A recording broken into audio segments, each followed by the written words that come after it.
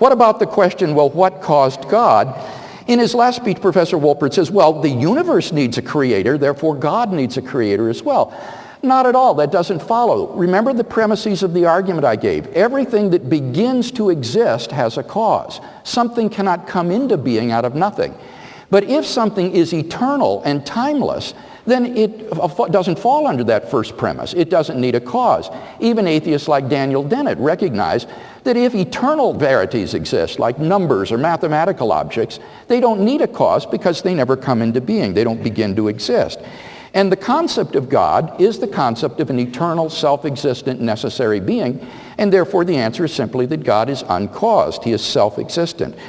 So in tonight's debate, we've not heard any good arguments to show that belief in God is a delusion, that that belief is false. Have we heard some good arguments on the other side to think that God does exist?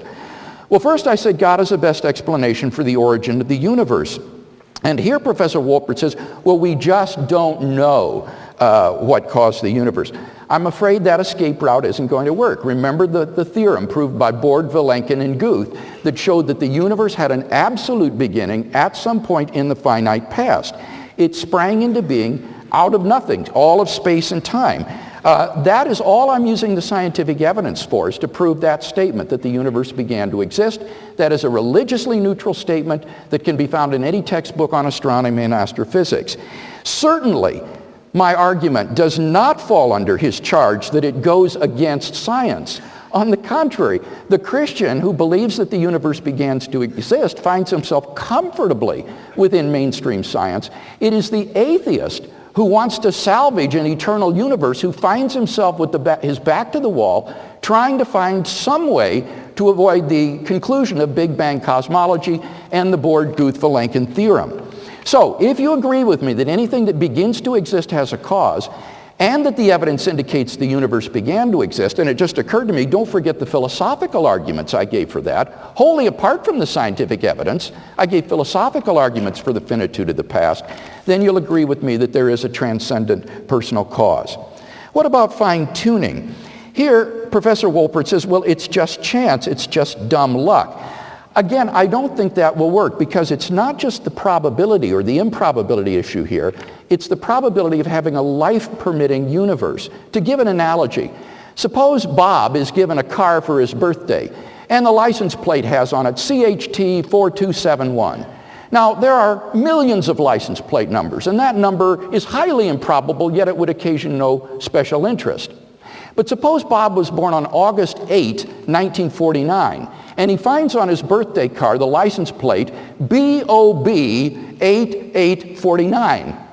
He would be obtuse if he just shrugged this off and said, oh, well, nothing to be explained about that. Any number is equally improbable, and there had to be some number on the car.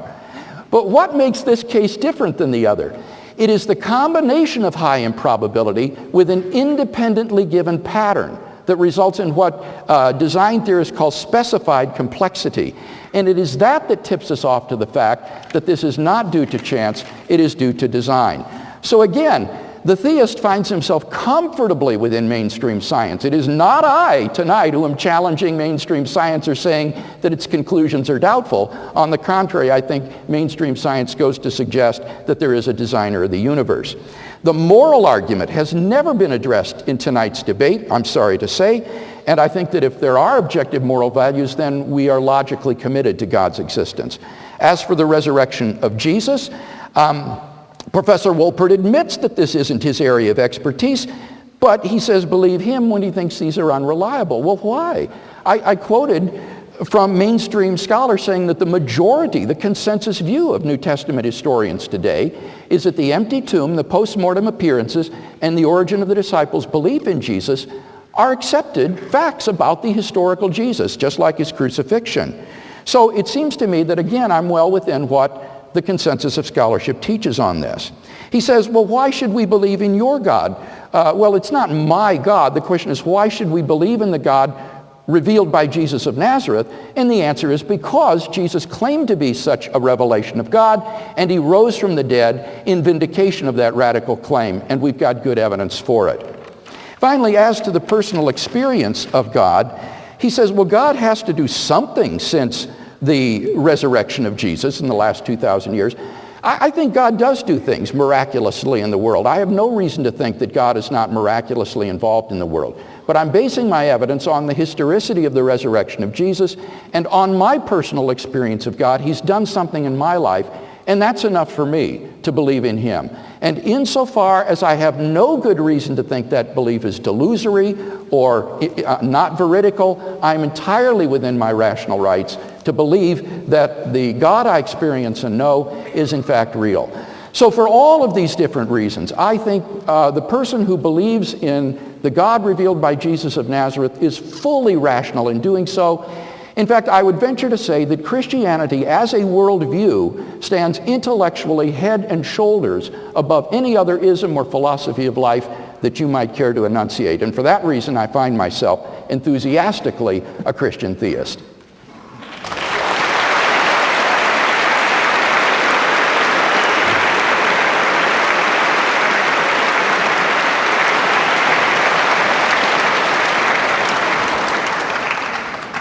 Well, we really have a problem about evidence. Say I say to you, and I think it's partly in Richard Dawkins' book, I believe there's a teapot going around the earth very fast. I don't know any evidence against that. So do you think the teapot is really going around the earth? So there's the absence of evidence that the teapot is going around the world, not going around the earth. So therefore the teapot is going around the earth. I think one's in a bit of a fix here. If you want to say that the teapot is going around the earth, you really require some evidence that there really is a teapot there.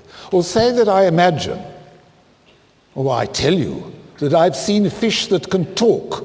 Very good Afrikaans. I'm South African, you see. And they speak, yes, their dialect is not that good, but they speak very nicely. Would you not like a little evidence for this? And the absence of evidence surely would make you doubt it. So when we come to God, it's not a question, the absence of evidence that there is no God, the absence of evidence that there is a God. There's not the slightest indication of evidence of the kind that we would use in science in our day-to-day lives for the existence of this supernatural being again.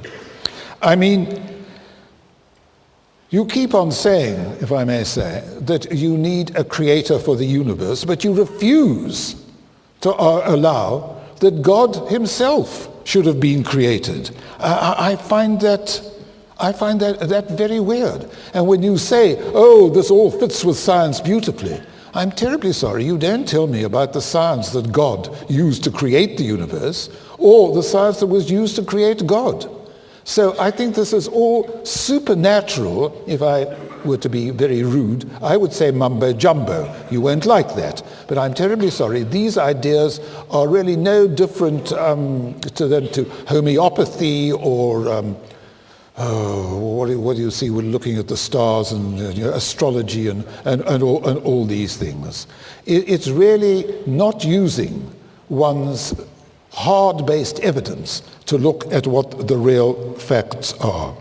And I keep on coming back that if there's a cause for the creation of the universe, there also has to be a cause for the creation of God. And that God should take on this human form, once again, is very difficult, to put it mildly, and goes against everything that we know in science. And if we come back to Jesus, I'm sorry, this is something that happened 2,000 years ago. It's a wonderful story, but I think the actual real evidence for someone coming back from the dead goes against absolutely everything we know about the nature of life, and therefore I regret to say I do not take it seriously. Sorry. Thank you.